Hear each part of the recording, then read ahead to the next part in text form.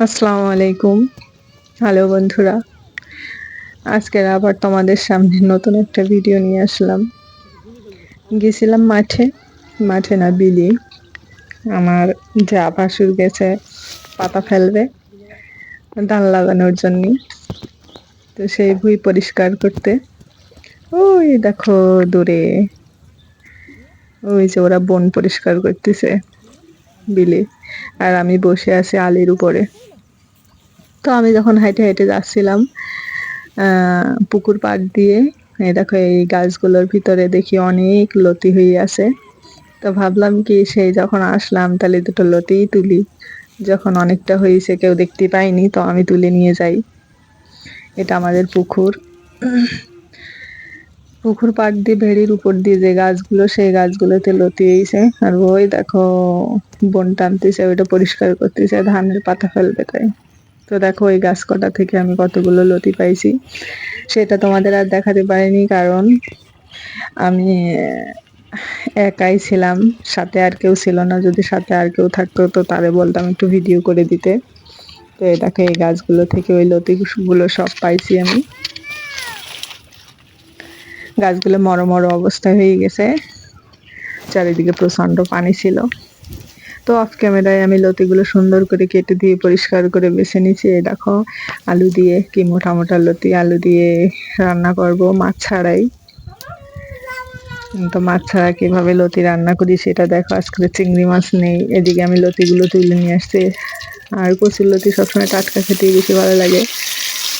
তো প্রথমে আমি কড়ার ভিতরে তেল দিয়ে দিছি। তেল দিয়ে লতিগুলো আর আলুগুলো একটু ভাজি করে নেব। এর ফলে গালটা আর মোটেও চুলকাবে না, গলা ধরবে না। লবণ দিয়েছি আর হলুদ দিলাম, দিয়ে আমি নাড়াচাড়া করব। তোমরা অনেকেই অনেকভাবে রান্না করো কচুর লতি, আমি জানি। আমার থেকেও বেটার রান্না করতে পারো, আমার থেকে অনেক ভালো রান্না করতে পারো। তারপরও আমার এটা আমি তোমাদের কাছে একটু শেয়ার করলাম, যদি তোমাদের ভালো লাগে তো এরকমভাবে একবার করে দেখো। এ দেখো কচুর লতিটা আমি তেলের ভিতরে শুধু লবণ হলুদ দিয়ে কি সুন্দর করে ভাজা ভাজা করে নিছি। যদি এরকম করে নাও তাহলে গলাটা ধরার সম্ভাবনা খুবই কম থাকে। আর এটা অবশ্যই পানির কচুর লতি ছিল, তার জন্য একটু বেশি করেই আমি এটা করে নিলাম। এই যে এখন মশলা টশলা সব দিয়ে আমি ওর ভিতরে দিয়ে দিছি। জাস্ট আলুটা সেদ্ধ হবে তাই, যাতে আলুটা একটু ভালো করে সেদ্ধ হয়ে যায়। এই যে পানিটা দিলাম, আর একটু পানি দেব, দিয়ে আমি ঢাকা দিয়ে দেব। এই যে এই পর্যন্ত পানি দিছি যাতে একটু আলুটা সেদ্ধ হয়।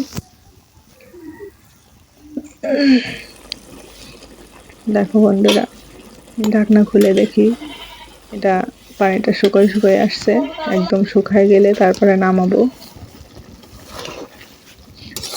তো ফাইনালি দেখো আমার কচুর লতিটা রান্না করা হয়ে গেছে। আমি নামাই নিয়ে এসেছি, কালারটা কত সুন্দর আসছে। খেতেও ভীষণ মজা হয়েছিল, অনেক অনেক মজা হয়েছিল। একটুও গলা চুলকায়নি, আমি তো ভয়ই পাচ্ছিলাম।